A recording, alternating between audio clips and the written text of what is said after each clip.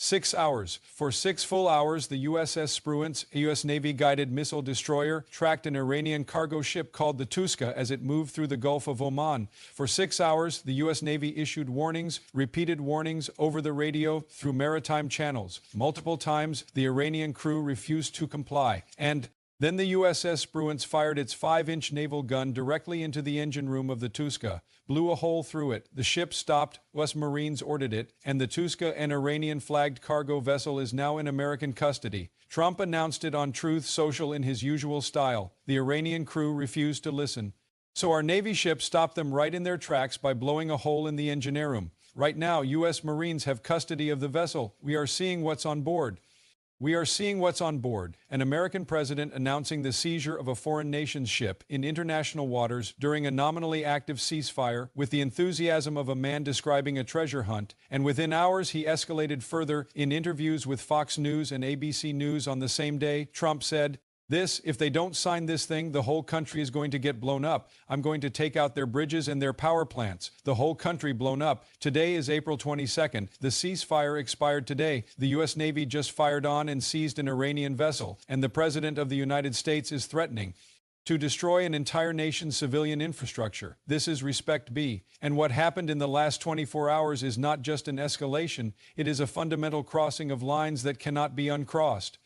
Let me give you the complete sequence of events because the context matters as much as the headline. Saturday, Iranian Revolutionary Guard gunboats opened fire on tankers attempting to transit the Strait of Hormuz. Multiple vessels hit. No radio warning given. India summoned Iran's ambassador. The UK's Maritime Trade Operations Centre confirmed at least one tanker struck. Saturday night, Trump posted that Iran had gotten a little cute and that the U.S. blockade would remain in full force. Sunday morning, Iran's state media announced the government would not participate in a second round of talks in Islamabad, reason given the ongoing U.S. naval blockade, which Iran considers a ceasefire violation. Sunday afternoon, the Touska, an Iranian-flagged cargo vessel under U.S. Treasury sanctions, attempted to leave Iranian waters and transit through the Gulf of Oman in defiance of the blockade. What followed was 6 hours of warnings. U.S. CENTCOM released the timeline. The USS Spruance repeatedly ordered the Touska to stop. The crew refused for 6 hours. Then the Spruance fired its 5-inch gun into the engine room. Multiple rounds. The Touska was disabled. Marines boarded. The ship is now in American custody. This matters, the first time the United States has attacked and seized a merchant vessel since imposing the blockade. Every previous ship was turned around, redirected, sent back to Iranian ports. The Touska was not turned around. It was shot, boarded, seized, and Trump announced it on social media before any official military statement. That sequenced the president announcing a naval attack on a foreign vessel on Truth Social before CENTCOM confirmed. It tells you something about how this war is being managed at the highest levels.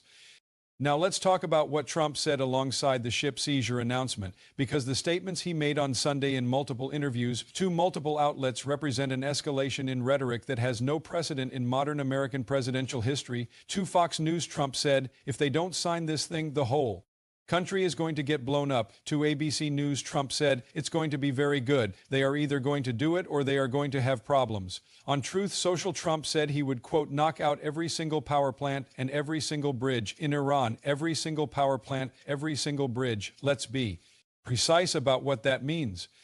Iran has a population of 90 million people. Destroying every power plant means 90 million people without electricity, hospitals without backup generators running out of fuel within days, water treatment plants shutting down, medical refrigeration failing, every insulin vial, every vaccine, every blood product in the country.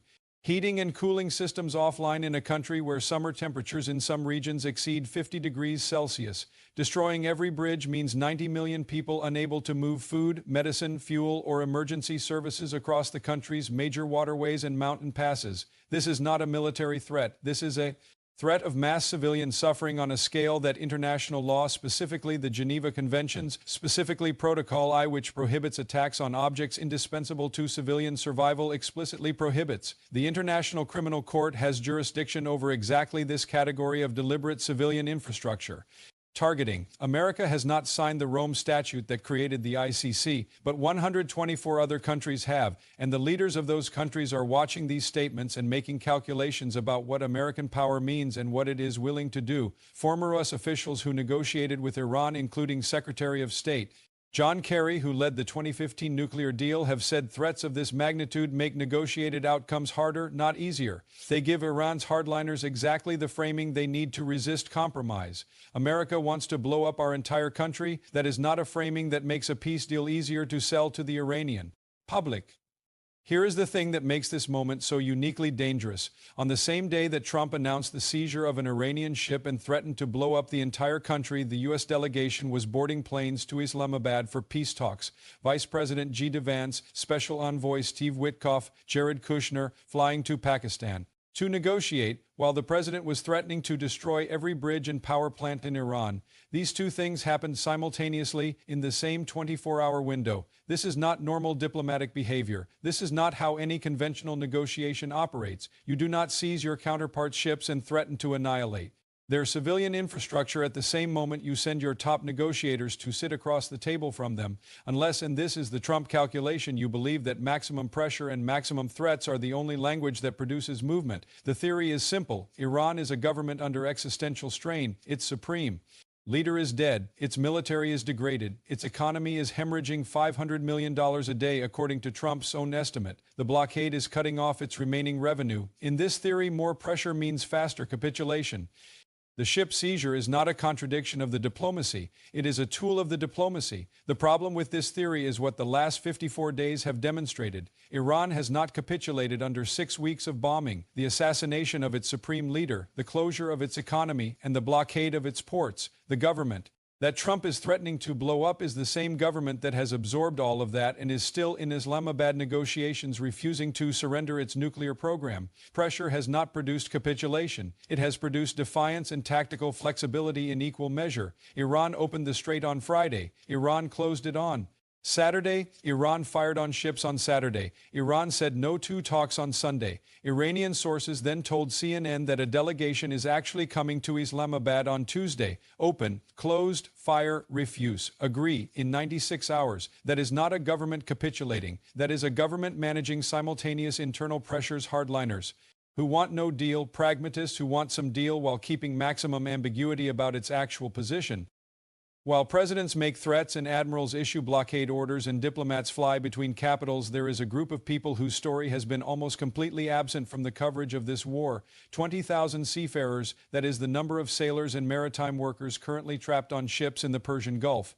Not just stranded, trapped, their ships cannot move. The Strait is closed to most traffic. The blockade is enforcing restrictions on the other end. Insurance companies will not cover passage. Shipping companies have told crews to stay at anchor and wait. Some of these ships have been sitting since February 28th, that is 54 days at anchor in one of the most volatile maritime environments on Earth, surrounded by naval forces from multiple nations, in waters where gunboats are firing on vessels, in waters where a U.S. Navy destroyer just blew a hole in a ship's engine room. 54 days.